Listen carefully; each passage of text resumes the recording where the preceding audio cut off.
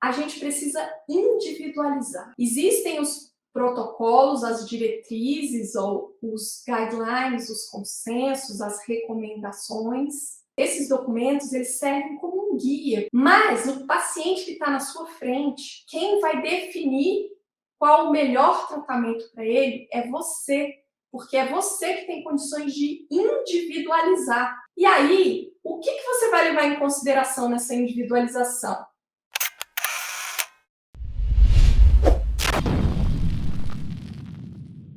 Então, a primeira coisa que a gente tem que pensar, se a gente tem, então, uma paciente de 57 anos, hipertensa e diabética, a primeira coisa que a gente tem que pensar é em fazer uma estratificação do risco cardiovascular, né? Se você se lembra que, assim, o diabetes é uma doença que está num contexto, né, de risco de complicações cardiovasculares.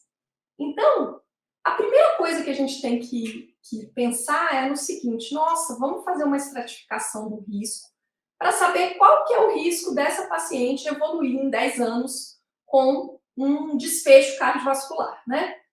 Bom, beleza. Então, se você já tem assim uma consciência a respeito disso, né, de como que você faz a estratificação de risco, maravilha. Se você não tem, eu vou te lembrar que esses parâmetros, esses critérios para estratificação de risco, eles foram definidos, eles foram apresentados, né, nos vários guidelines e nas diretrizes, e a gente tem uma calculadora de estratificação de risco disponível online, né? Ela é disponibilizada pela Sociedade Brasileira de Cardiologia.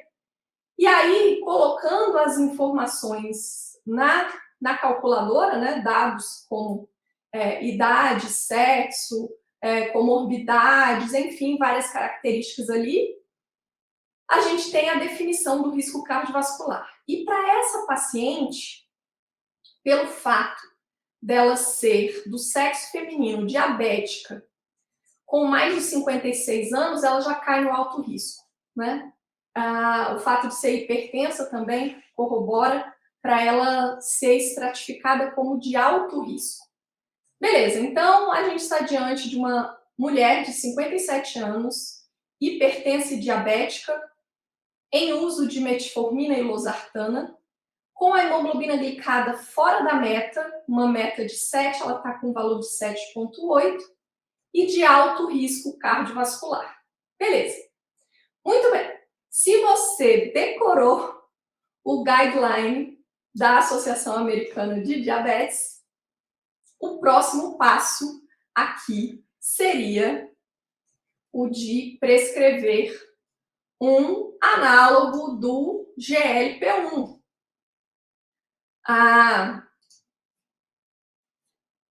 Bom, por que isso, né? Porque lá no guideline está dizendo que pacientes de alto risco cardiovascular, eles devem ter uma prescrição para análogo do GLP-1 ou inibidor de SGLT2, mas preferencialmente, né, nesse contexto aqui, como essa paciente não tem insuficiência cardíaca, nem tem insuficiência renal, seria preferencial a indicação do análogo do GLP-1.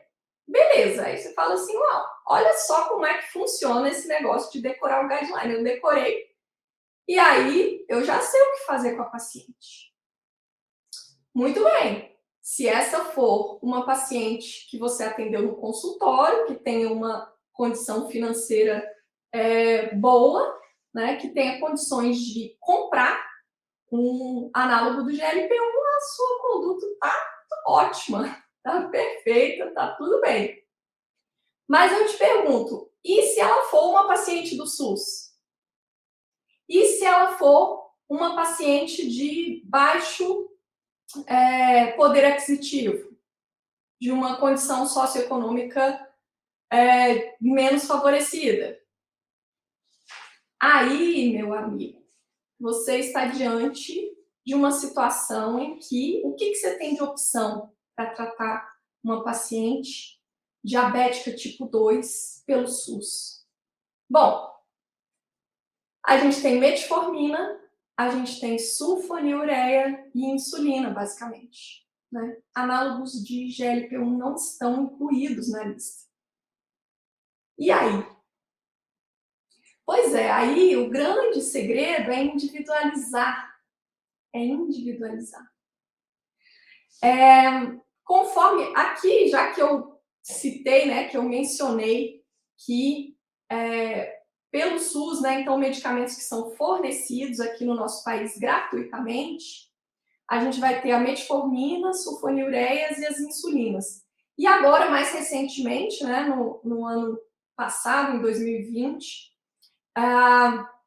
o protocolo de condutas clínicas e diretrizes do Ministério da Saúde incluiu a dapagliflozina, que é um inibidor de SGLT2, né, na lista de medicamentos para tratamento do diabetes, porém, essa droga só está autorizada para ser utilizada, né, para ser liberada pelo SUS, para pacientes acima de 65 anos com doença cardiovascular estabelecida e que tenham falência no tratamento com metformina e sulfonilureia. Quer dizer, já está usando metformina, já está usando sulfonilureia, mesmo assim, a hemoglobina glicada está fora da meta, daí você pode cogitar associar a dapagliflozina, desde que seja um paciente idoso com mais de 65 anos, que tenha doença cardiovascular estabelecida e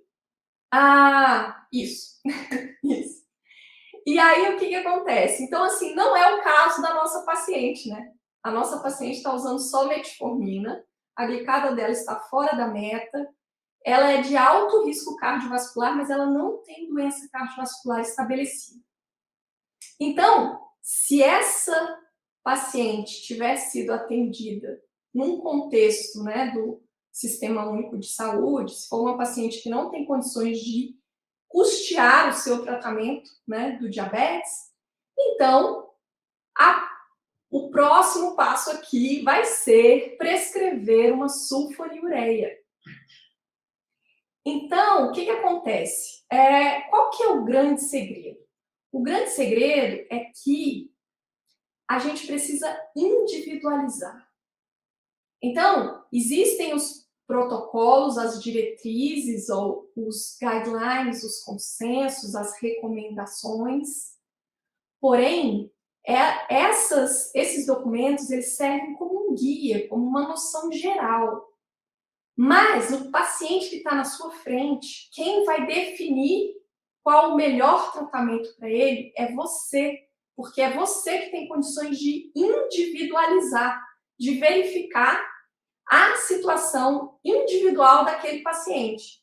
E aí, o que você vai levar em consideração nessa individualização? Bom, o custo, né? A condição ali de prescrição do medicamento é uma delas, como nesse exemplo que eu dei da paciente. Mas, além disso, tem outros fatores também, por exemplo, risco de hipoglicemia, né? A tolerabilidade, os efeitos adversos, a presença de comorbidades, fatores que podem te levar a escolher um tratamento X ou Y, né? Dependendo, então, da situação individual de cada paciente.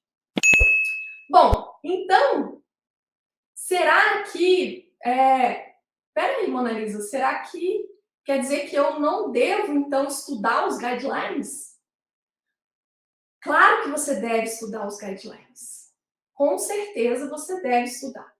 Mas o que você não deve fazer é simplesmente... É o que muita gente faz, né? Eu sei que tem gente que não vai querer confessar, mas eu sei que isso acontece. Muita gente pega, abre o guideline ou a diretriz lá naquela página que tem um fluxograma, né? Falando assim, o que é para você fazer? Medicação A, B, C, né? E aí sai decorando aquilo, tipo, faz uma fotografia, né? Daquela imagem e, tipo, decora. Então, é isso daí que não vai funcionar. Por quê? Porque o grande segredo é entender por que as condutas são sugeridas nos guidelines. Porque sempre existe uma história por trás de cada recomendação. E é isso que você precisa saber. Você precisa conhecer essa história. Então, por exemplo, por que os análogos do GLP-1 e também os inibidores de SGLT2, por que eles são recomendados para os diabéticos com doença cardiovascular ou com doença renal crônica, insuficiência cardíaca ou de alto risco cardiovascular, independentemente do controle glicêmico? Por que isso? Por que isso aparece nas recomendações? Então, a história toda começa pelo seguinte, porque todas as drogas, né, a maioria das drogas, novas drogas que vêm sendo testadas, né, ao longo dos anos aí para o tratamento do diabetes, elas passam por estudos que são conhecidos como CVOTs, né, da sigla em inglês, que é a sigla de Cardiovascular Outcome Trials. Então, só traduzindo para você, né, são os trials, são os estudos de desfecho cardiovascular. Então, o objetivo inicial desses estudos é verificar a segurança cardiovascular de cada nova droga, né, que vem sendo testada e colocada no mercado ao longo desses vários anos aí de história, né, do tratamento medicamentoso do diabetes. E aí, o que acontece especificamente com os análogos do GLP-1 e também com os inibidores de SGLT2? O que acontece é que esses CVOTs, esses trials, esses estudos, eles demonstraram uma coisa muito interessante com esses medicamentos.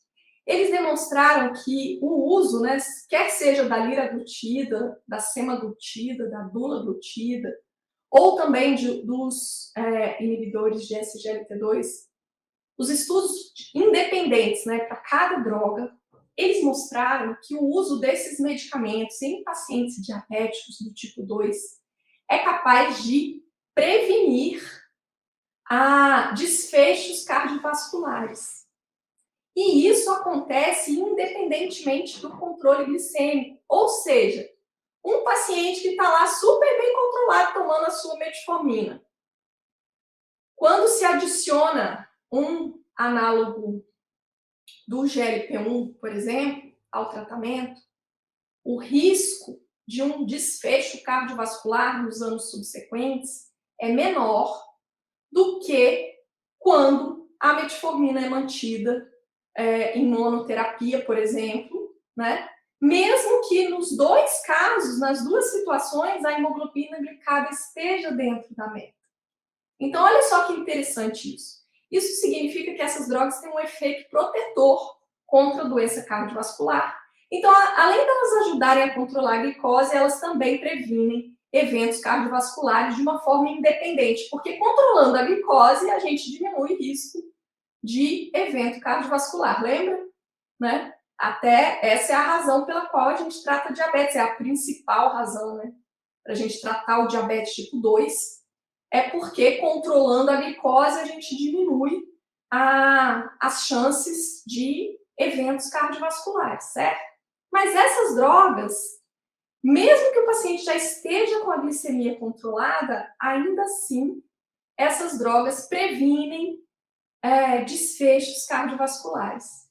Então, olha só, você saber disso é muito mais valioso do que simplesmente você decorar que você deve iniciar um tratamento com uma dessas drogas num paciente diabético tipo 2.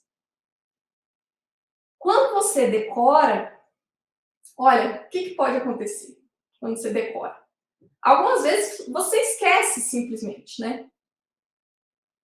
Outra coisa que pode acontecer é você se confundir, né? Na hora que você está lá atendendo o paciente, você fala assim, como é que é mesmo? Será que é isso que eu tenho que fazer? Será que é essa droga? Será que é agora mesmo que eu tenho que prescrever? Ou será que é mais para frente? Enfim. Mas o fato é que algumas vezes você até vai acertar, Mas outras vezes você vai se confundir, outras vezes você vai esquecer, porque o fato é que decorando você não raciocina. Você simplesmente não usa a sua massa cinzenta. E isso daí, gente, não tem futuro. Não tem futuro. Por outro lado, se você sabe exatamente qual que é o impacto dessas drogas na vida dos pacientes, você conhece, né, a história por trás, você chega à conclusão por si mesmo de quais que são os pacientes que vão merecer receber a prescrição daquele medicamento, qual o paciente que vai se beneficiar daquele tratamento, né? E qual o paciente que não vai. E aí, isso daí se torna uma coisa tão natural, sabe? O seu pensamento, ele fica em linha com o guideline, de uma forma automática, né? Espontânea, entende? Então, se você chega nesse nível, aí sim, você tem condições de individualizar, né? E olha só que interessante. Então, ali, na hora que você está diante do seu paciente, você que vai raciocinar e vai pensar, não, esse paciente aqui, ele vai se beneficiar desse tratamento, o outro não vai. Enfim. E uma coisa que é muito interessante é que os próprios guidelines, eles recomendam que você individualize, que você analise as características daquele paciente em particular até chegar à melhor opção de tratamento para ele.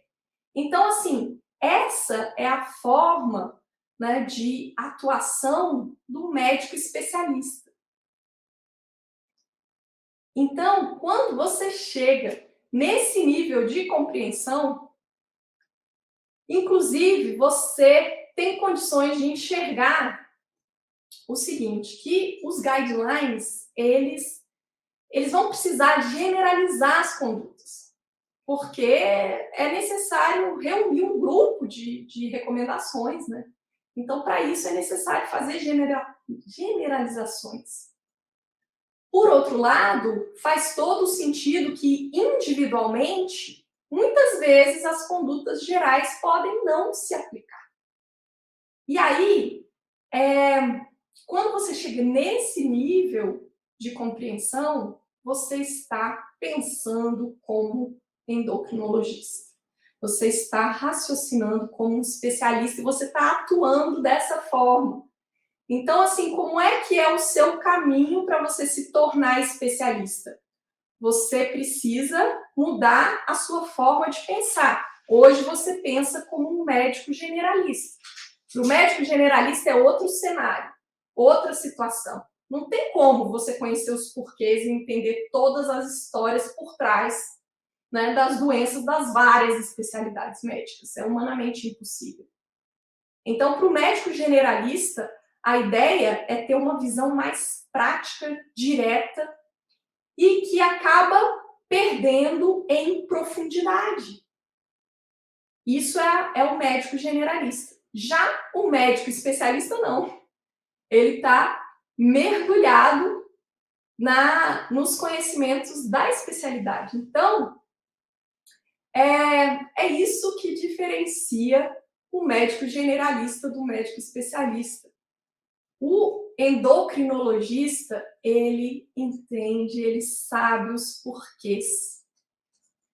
E aí, é nesse nível de compreensão dos guidelines de diabetes que você precisa estar se você quiser se tornar endocrinologista.